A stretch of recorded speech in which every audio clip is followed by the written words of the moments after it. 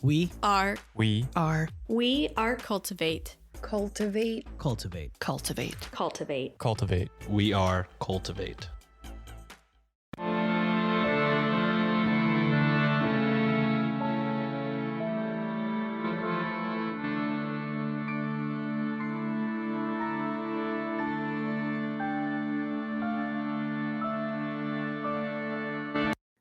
Hello and welcome to Ye Olde Crime, where we discuss the funny, strange, and obscure crimes of yesteryear. I am your host, Lindsay Valenti, and with me is my sister and co-host, Maddie Stengel. Hello. Hi. It's been a minute. It has been a minute. I know. I'm sorry I couldn't record last time. A successful work travel event?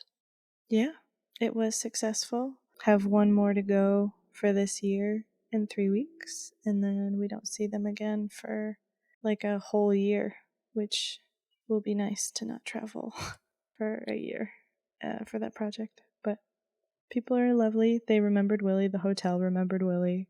The car rental place remembered Willie and like upgraded us to a minivan so he would be more comfortable. Aww. So it was very nice, and I'm sure we'll get them again next time because that airport is so small. But yeah, it was a very nice trip. All right. We are closing out Pride Month with a pretty awesome person. Like, Yeah? I didn't intend for this to happen, but I'm pretty pleased that it happened this way. Nice. That's good. That's good. No long pig? No long pig. Awesome. I wouldn't do that during Pride Month. I mean, no, never say never. You that's will true. Probably do it next year. I say that now, and then a year from now, and be like, but no. Today, we are going to be discussing Julie-Émilie. It's a nice name. Mm-hmm. Information was pulled from the following sources: a 2022 All That's Interesting article by Genevieve Carlton, 2022 Culture Trip article by Jade Cuttle, 2022 Historic Mysteries article by Lauren Dillon, 2019 Story of a City article by Laura Moore, 2017 Los Angeles Public Library article by Alan Westby, 2015 The Rake article by David Smeat, Badass of the Week, Encyclopedia.com, Kelly Gardnier, Rejected Princesses, and 2 Wikipedia links. And links to all of these articles will be included in the show notes. Nice. Got something you want to say? Shoot us an email over at yeoldecrimepodcast@gmail.com. We'd love to hear your story ideas, see any gifts you send our way, or if you just want to say hello. We're pretty friendly. Speaking of friendly, if you'd like to have real-time conversations with us, consider joining our Discord over at the Cultivate Network. You can chat with us over at the Old Crimers Cubby, or catch up with any of the other great creators that are part of the Cultivate family of podcasts. Just click the link in our show notes or over on our link tree to get started today.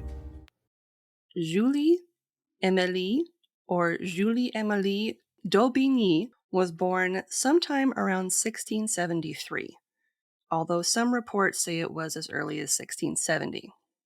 Okay. In Paris, the daughter of Gaston, Sieur d'Aubigny, who was the secretary of Count d'Armagnac, the master of the horse for King Louis XIV. Okay. So like upper middle class kind of family. Mm-hmm. Just enough falutin, not high, but falutin. Yeah. Middle tier falutin. Yeah. Upper middle falutin. Upper middle falutin, yes. As one might say. Not much, if anything, is known about her mother, and it's believed she died giving birth to Julie. Oh, that's a bummer. That happens so often. Gaston, so her father, wasn't a great father figure. What? That never happened. Or still happens. And she's his only child. That potentially killed the woman he loved involuntarily. Well. In charge of training the pages for King Louis XIV, when he wasn't working, he was fencing and a master swordsman. And when he wasn't fencing, he was hitting up gambling dens, bars, and brothels in the evenings. Great. So he was classic upper middle falutin Frenchman. Yeah. That's why I was like, when you said, oh, maybe he lost the woman that he loved. Nah, I Did don't he love know. anything? Love anything besides drinking He might have loved his and his horses. daughter. He could have loved his sword, maybe. What man doesn't love his sword, am I right? That isn't to say that he didn't spend time with his daughter, however. He did spend quite a lot of time teaching her horseback riding, fencing, as well as how to use a myriad of weapons to defend herself. You know, for when he's going to abandon you. And you're on your own. Yep. For when I leave you. In fact, by the age of 12, she could best any of the boys and many of the men who were also being taught by the master swordsman in the king's court at Versailles. Okay. So kind of like an Arya Stark situation. Mm-hmm. Like I'm gonna be the best one. Mm-hmm.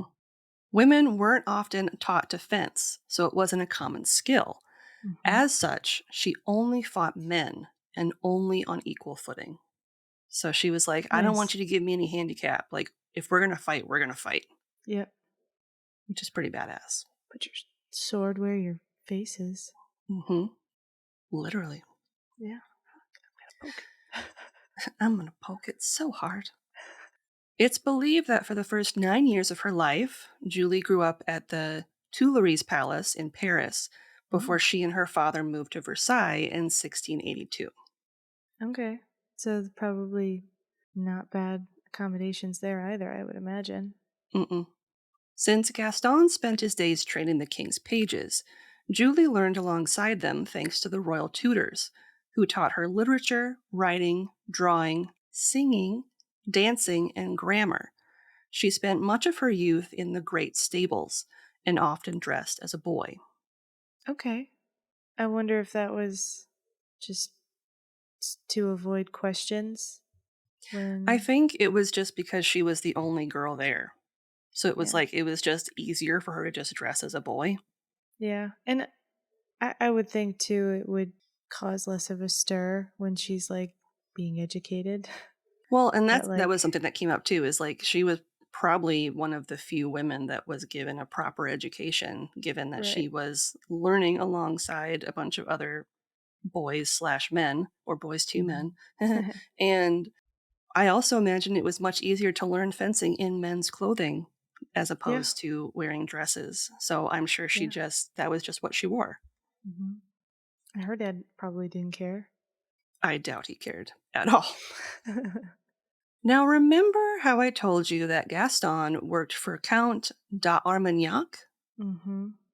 Yeah, that guy, born as Louis of Lorraine, soon started to notice Julie. And when she was in her teens, she became his mistress at the age of 14 or 15. Oh no. I'm going to pause for a second. He was 46 and also married with 14 children, 8 of which were older than her. So he was a prolific creep. Mm-hmm. Like just an all around gross person. Mm-hmm. Cool. Cool. I bet she totally volunteered and it was a completely consensual relationship. I'm sure there was no motive or push. Yeah. Yeah. Or there was no daddy issues situation, considering he was her dad's boss. But yeah, I kind of can't say no. yeah. Julie was quite the beauty, having large blue eyes, an aquiline nose, pale white skin, lovely chestnut hair with blonde streaks, nice white teeth, which is important Rare. considering where she was, and a purty mouth.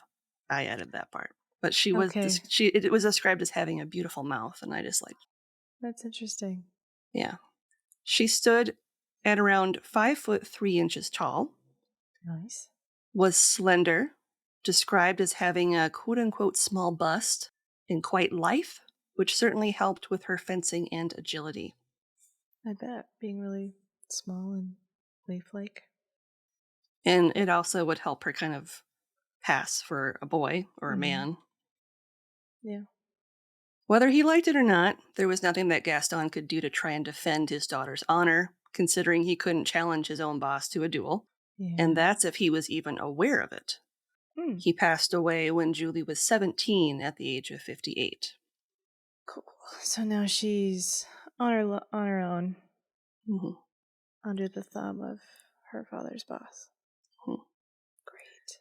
After 2 years together, so this is a year prior to her father's death, during which time Julie became more and more wild, Louis decided that enough was enough, and in her father's absence, because I think at this point he was like really, really intoxicated and he kind of like died from drinking and stuff. Yeah. He arranged for her to be married to a fairly boring clerk from Saint-Germain-en-Laye named Jean du Maupin in 1687. Okay. So get her away from the slightly terrible situation to a boring situation. Mm-hmm. Okay. To All settle right. her down. I mean, you could try, I guess. Mm-hmm. It's the boring ones that are always kind of crazy, though. Mm-hmm. Their marriage appeared to be nothing more than in name only, Got it. as Louis had Jean sent away to live in Toulouse as a tax collector in the hopes that his affair with Julie could continue. Great. Awesome. Spoiler alert, it did not. Cool. Yeah. Julie took up with a master swordsman named Henri Serran, and the pair fled Paris together after he killed a rival in a duel. So she had many suitors. Dang. Mm-hmm. Hey, girl. Parisian police, specifically the Lieutenant General of Police, Nicolas Gabriel Dularenny, gave chase, but thankfully for the couple, no one in southern France knew who either of them were, and they were able to avoid detection. Nice. The reason that one lieutenant general is important is because he has been named the father of the modern police force. Oh, dang. So that's a fun fact for you. That is a fun fact. Julie and Serran decided to travel around the countryside as performers and would hold fencing demonstrations with Julie dressing as a man, although she kept her natural golden curls, which was really the only clue to the fact that she was, in fact, a woman. Nice. Julie was so good at swordsmanship that she actually surpassed Serran in skill, and during one of their performances, a drunken heckler said she had to be a man because no woman could fight like that. LOL. In response, she tore off her shirt, giving pretty substantial proof to the contrary. Nice. She also challenged men in the audience to fight her during their performances, and not only that, Sweet. she would sing songs to them about how much they sucked at sword fighting as she bested them. Nice. That's awesome. Yeah. One of Julie's character quirks was the fact that she grew bored easily, which, That kind of checks out. I mean, she was so overstimulated as a kid. I can imagine if yeah. she's only doing like one or two things out of the 8 million she was doing at one point, Mm-hmm. it would get slow. Mm-hmm. And it wasn't long into her career with Serran that she decided she was done with him. Mm. Around this time, Okay. Julie fell in love once again, this time to a woman named Cecilia Bortigli, a local merchant's daughter. Okay. Horrified by the news, Cecilia's family had her sent to a convent in Avignon, but that didn't stop Julie. She went to the convent, didn't she? She joined the same convent, Oh, yeah. and the pair continued their torrid relationship. Nice. It wasn't long into their admittance to the convent that a nun there passed away. And you're probably thinking to yourself, Lindsay, what does the death of this random nun have to do with this story? I am so glad you asked. They totally murdered her, didn't they? It's better than that. They murdered her so dead. See, for some reason, Julie saw this as her golden opportunity to break her and her lover out of the convent. Okay. How, you may ask? Through the casket? By robbing the grave of the recently deceased, putting her body in Cecilia's room, and then setting it on fire so they could make their escape, with the ruse being that it was Cecilia and not the dead nun who had met their fiery end. That escalated so much. Mm-hmm. How do you just there was how many plans were there before that? I don't know, but that's the one that they went with. Listen, we need to set this lady on fire so we can escape. Like what? How do you Because they'll be so busy staring at the fire that they won't notice when two women run away from the convent. Right. Mm-hmm. Yeah. Mm-hmm. What the fuck? So for around 3 months in 1689, the women traveled and enjoyed their freedom together to further explore their relationship. Mm-hmm. But as we know about Julie, she soon grew bored, and she brought Great. Cecilia back home to her parents before taking off for Paris. At least she dropped her off and she was like, hey, deuces. Love you, mean it. At least she wasn't just like, it's not you, it's me. Peace out, and just like leaves her in like some random countryside in France. Go Have live your fun. best life. Yeah. Thank you for this. Yeah. We'll always have the convent. It's been real. And they'll believe it's a miracle because you're not dead. mm-hmm. You're welcome. While visiting a bar on her way back to Paris, Julie was the recipient of some unwanted attention from a man named Louis-Joseph d'Albert du Luynes. Just name him Joe or Jeff. He hit on her with the line, quote, "I've listened to your chirping, but now tell me of your plumage," end quote, which is the 17th century equivalent of, "Does the carpet match the drapes?" Gross. Unimpressed, Yeah. Julie proceeded to get into a fight with not only d'Albert, but also two of his buddies. Oh, I'm sure. Once they found out that she could actually fight, they had to intervene.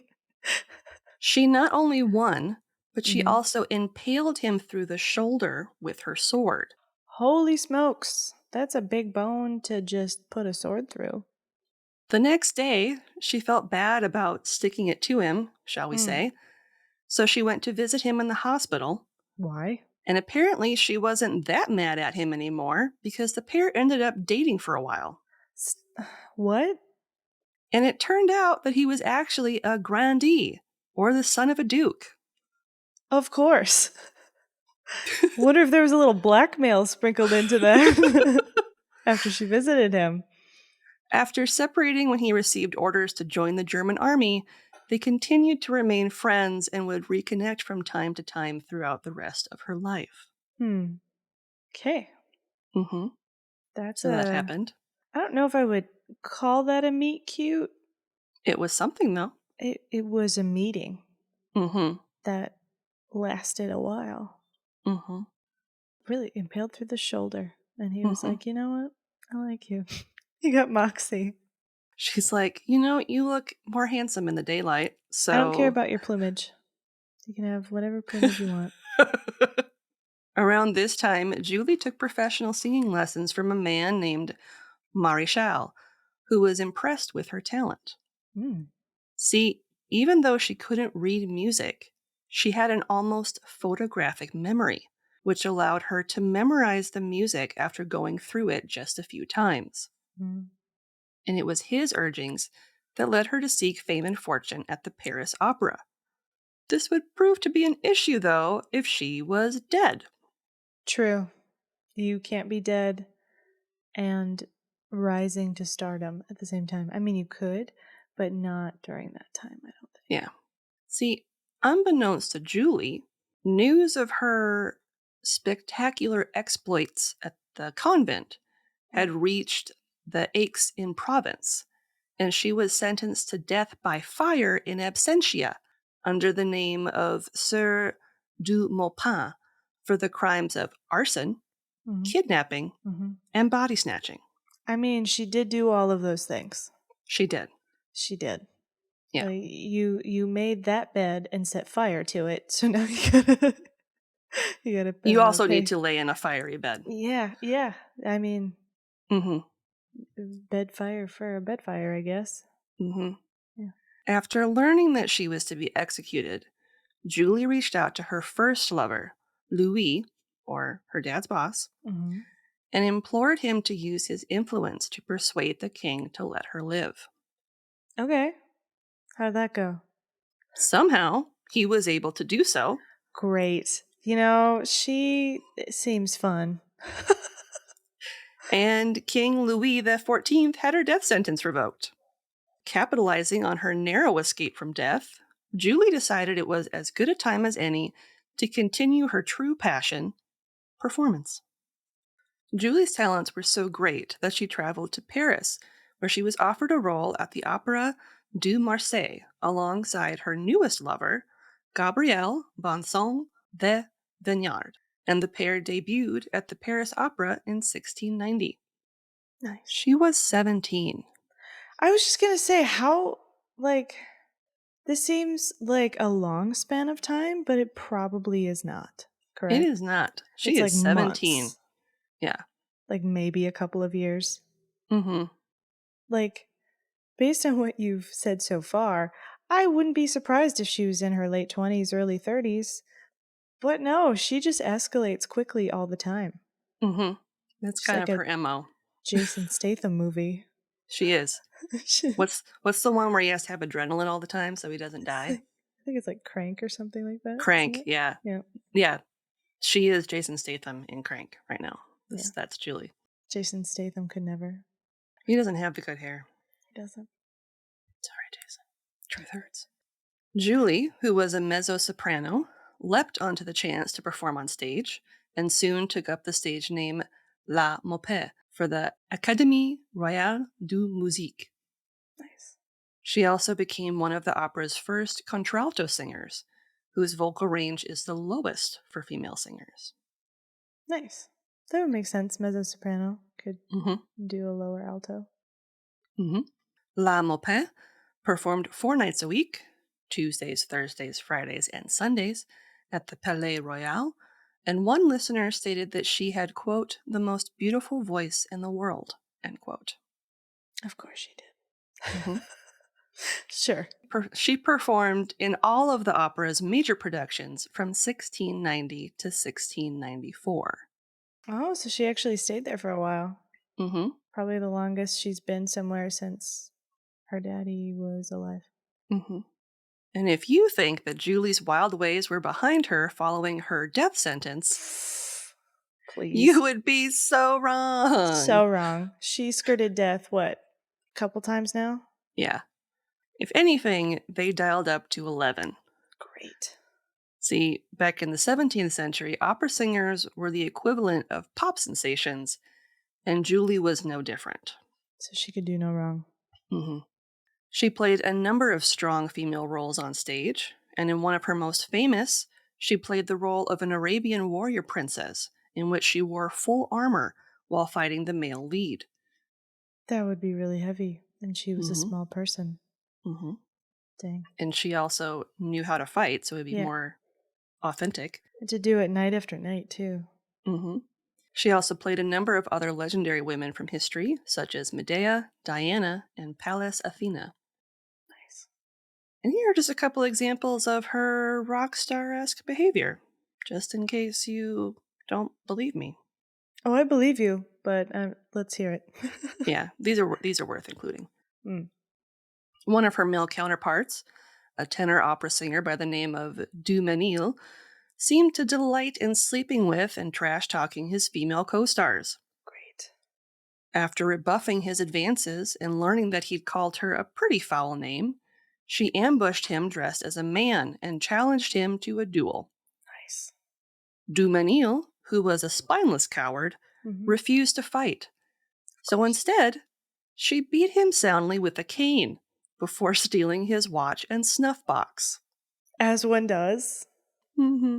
Let's just beat the ever-loving snot out of my coworker who needs to function and have a nice face. Mm-hmm.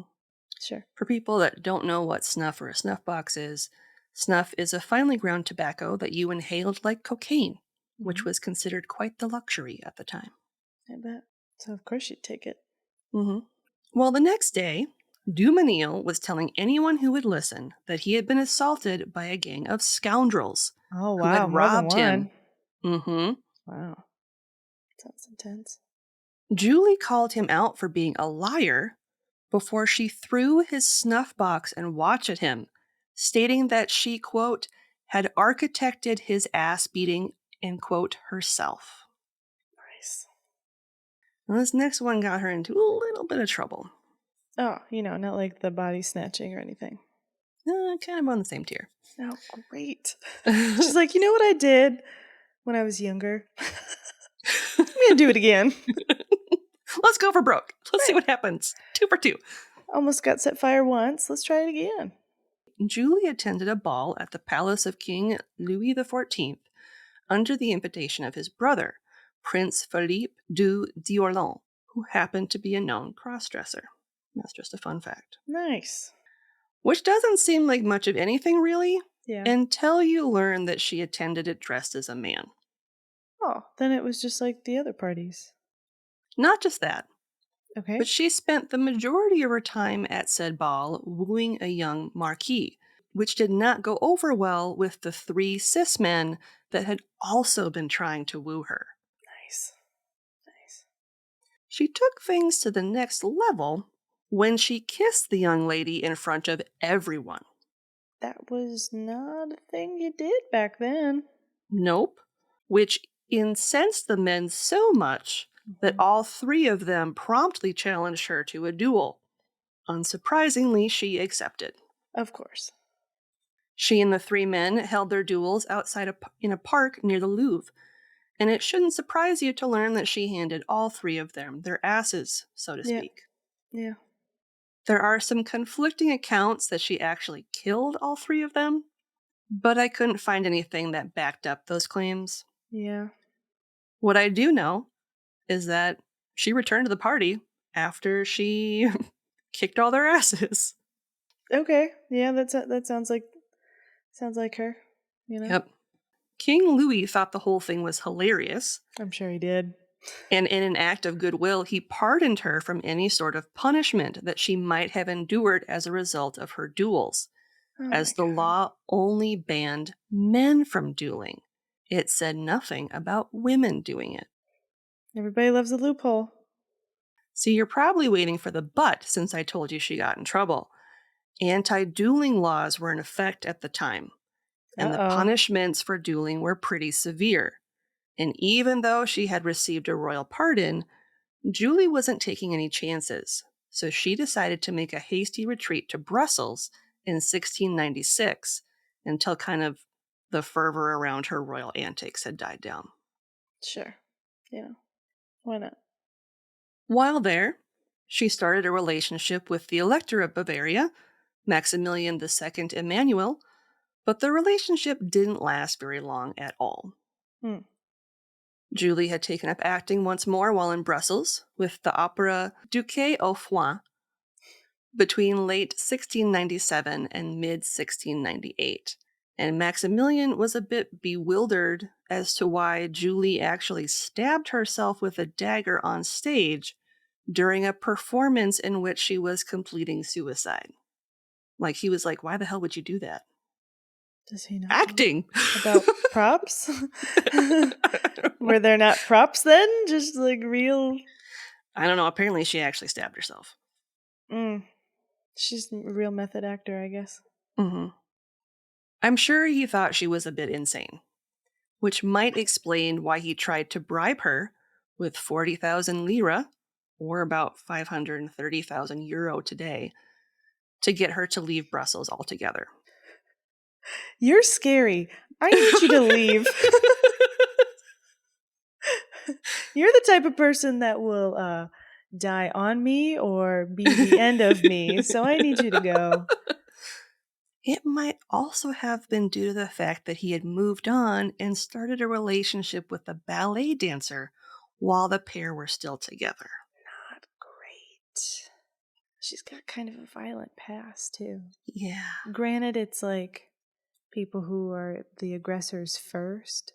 Mm-hmm. But I don't think she would be opposed to being the first aggressor. Mm-hmm. In response, Julie hurled the money at him and gave him a severe tongue lashing. In some tellings of the event, she threw the coin purse at his groin, while in another, she kicked him down a set of stairs. Both are plausible. So, Or it- all three, honestly. Is it a tongue lashing and she cut off his tongue? Because that is also a possibility. Following her disastrous sojourn to Brussels, Julie returned to Paris in 1698 and returned to the Paris Opera that same year, taking over as the lead singer of the company when La Rochois retired. Nice. Her former lover, Gabriel-Vincent, was still with the company, and the pair reconnected, if you know what I mean, upon her return, but their relationship was tumultuous at best. In fact, during one performance, she bit his ear hard enough to draw blood. She's fun. She's so fun. She Mike Tyson'd him. She did. Well. Before that was even a thing. She didn't bite it off, but she bit it real hard. Ouch. She surprisingly reunited with her husband, because she's still married. Yeah. Yeah. Yeah, you kind of forgot that she was married, yeah. She's not dead. He's not dead. It's still real. Yep. Yeah. She surprisingly reunited with her husband Jean in 1701, and the pair lived together until he passed away a few years later. She also fell in love with a soprano singer, and when her advances were rebuffed, she, quote, tried to kill herself, end quote. And shortly after this, she threatened to blow the Duchess of Luxembourg's brains out when she had gotten back together with D'Albert, and he was dating the Duchess at the same time. And she didn't like that very much. No, she's got a pattern of being the only lady. Yep. And she also ended up in court for attacking her landlord. Yeah. Yeah, that checks out. All of that checks out. Yeah, so it was a busy time for her. Throughout that, in 1702, Julie had the supreme honor of having an opera written exclusively for her by composer André Comprat. So that's pretty cool. Yeah, I guess. She why do all of these nice things keep happening to this very intense woman? I don't know.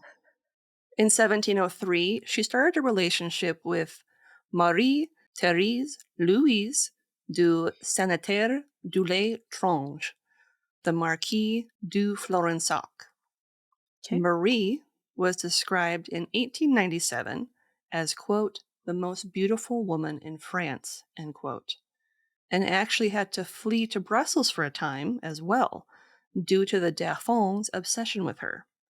So they have that in common. Yeah. Fleeing to Brussels. Yeah, and she's like, I honestly don't recommend it. My ex is there and I almost murdered him, so. Yeah. I may or may not have kicked him down a flight of stairs. Who knows? It's just a few steps, you know? Yeah. Speculation. They were made of marble or stone. It's stupid. Yeah. Fake news. It's one time. Marie was also one of the most well-connected and rich women in the country. Yeah. Unlike her previous paramours, Julie and Marie spent 2 years together until Marie passed away on July 2nd, 1705, after a 2-day fever. Rough. After this, Julie retired from the opera. She was so distraught following Marie's death, with whom she had, quote, dwelt in such affection they believed to be perfect, end quote, that she just couldn't go on. So sad. There are reports that she turned to religion to cope with her sorrows and actually went back to a convent for real until her death at the age of 34 in November of 1707. She reportedly died due to an unknown illness. Which was super common at the time. Mm-hmm. How'd they die? I don't know. They got sick. They're bleeding out the ears. Yeah. Some weird colors coming out their nose. It's probably sin. Yep. It might have been fire. It might have been sin. Yeah. Yeah. Probably sulfur. It's fine. A vibrant and vivacious character, she was known as a cross-dressing bisexual with exceptional skills as a singer, swordsman, and lover. Yeah. I'm going to leave you with a quote that I think sums her up best from La Maupin herself. Quote, I am made for perils as well as for tenderness. End quote. Accurate. And that is Julie-Émilie or La Maupin. Damn. Crazy, right? Yeah. Yeah. Insane. Like that's a wild 34 years. Yeah. And like Yeah. honestly probably a really intense like 15. Yeah. Like just I don't know. I don't know how she could do that constantly. That's not medicating No. at all. I know there were a few other like lovers sprinkled in throughout there, Oh, I'm and sure. she worked several operas. I didn't go too deep into like the opera part of it, but throughout the course of her time working in the opera, she was in probably well over like 50 productions and Yeah. did a number of roles. And yeah. Yeah, I think it would probably be similar to like a quote unquote troubled star, Mm-hmm. where you have to move to different venues because you become so insufferable with just how tumultuous you are. Mm-hmm. And at the time, I'm sure any sort of scandal, no matter what scale, was tough for them to stomach. I mean, the public loved her. So like Yeah, they I mean, they she ate was up super any sort of chaotic. scandal that came up with her. Oh, They were yeah. like, nom, nom, nom, nom, nom, nom, nom. Give us Well, more. yeah, she was doing it to like really highfalutin people that everyone Mm-hmm. hated. So, Yep. and giving the finger to the opera while also asking them for money and work and getting it. Mm-hmm. For So, sure. Very rock and roll. yeah. Of course she'd be like a folk tale in Brussels, taking Mm-hmm. down a super fancy royal person. Mm-hmm. Son of a duke, right? Maximilian, I think. Maximilian was Elector of Bavaria, Okay. but the Duke, that was in France. Okay. Yeah, That was the when sword that guy. happened. Yeah, that was Shoulder. the guy. Shoulder And that man. was the guy that she threatened to kill his lover with a pistol. And he was like, I think this might be the thing where we can't be together anymore. Yeah. I think it's time. I think it's time that we part ways. Yeah. I mean, I love you, but you're I'm not kind of gonna scary. I'm not gonna make the same mistake to give you money or ask you to leave. So I'm gonna go with my money and my other lady, and I'll see you never. I'll see you later. It's been fun. been great. It's been weird. Let's never do this again. It's not me, it's you. But also, I'm going to run away now. I will never have a restful sleep in my life until you're dead. Exactly. See you later. Bye. I will never know peace until you die. Yeah. Please leave me alone. Yeah. If you're interested in ad-free content, consider supporting us with a one-time donation either over on Buy Me a Coffee or our Venmo page, both of which are in our link tree and in the show notes. If you'd like early ad-free content, not to mention some bonus material, become a member of our Patreon today for as low as $1 a month. Hi, I'm Chelsea B. For those of you who don't know me, let me introduce myself. I'm not a life coach, a therapist, or a certified anything really. Heck, I don't even have a college degree. I am, however, a regular old human with a huge heart and problems, just like you.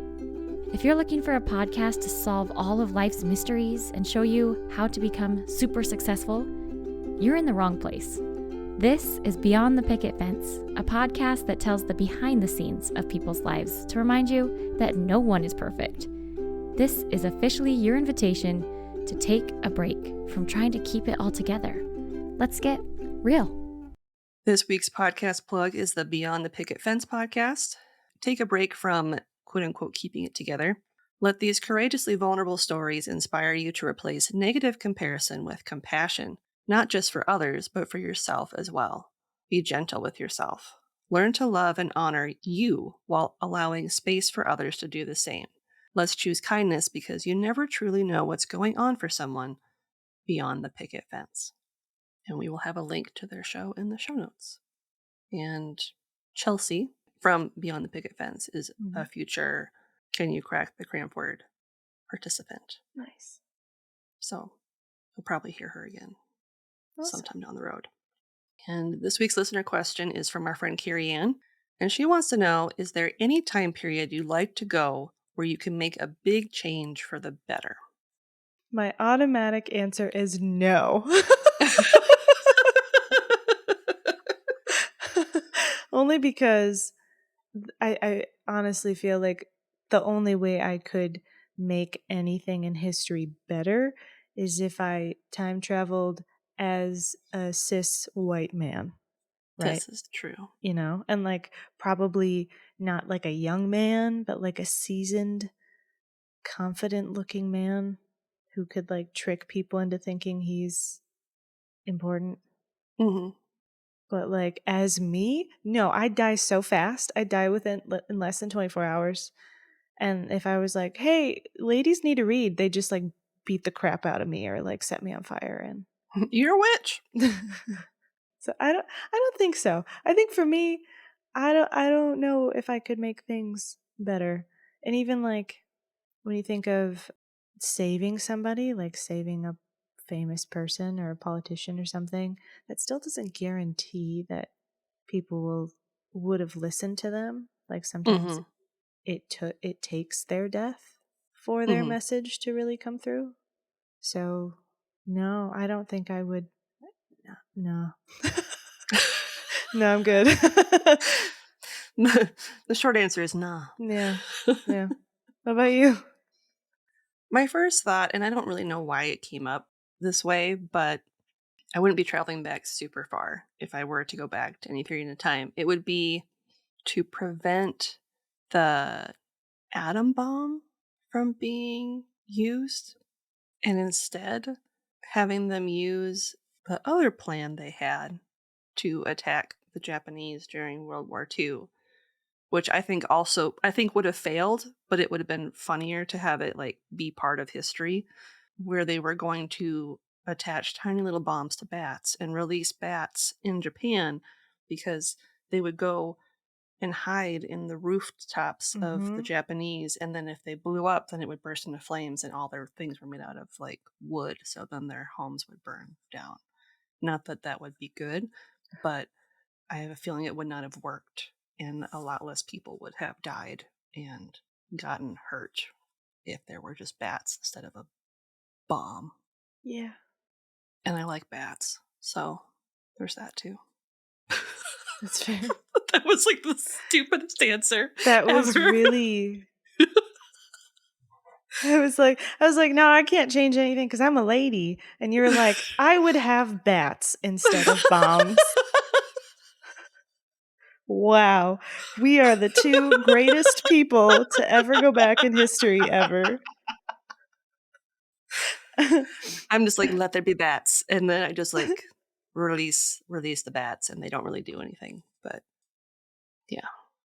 But then they'd be an invasive species in Japan, so that would probably have far-reaching consequences. Yeah. Either way, it would save a lot of people. And bats? Question mark. I'm going to leave it at that. Yeah. On that note, what's something good you'd like to share?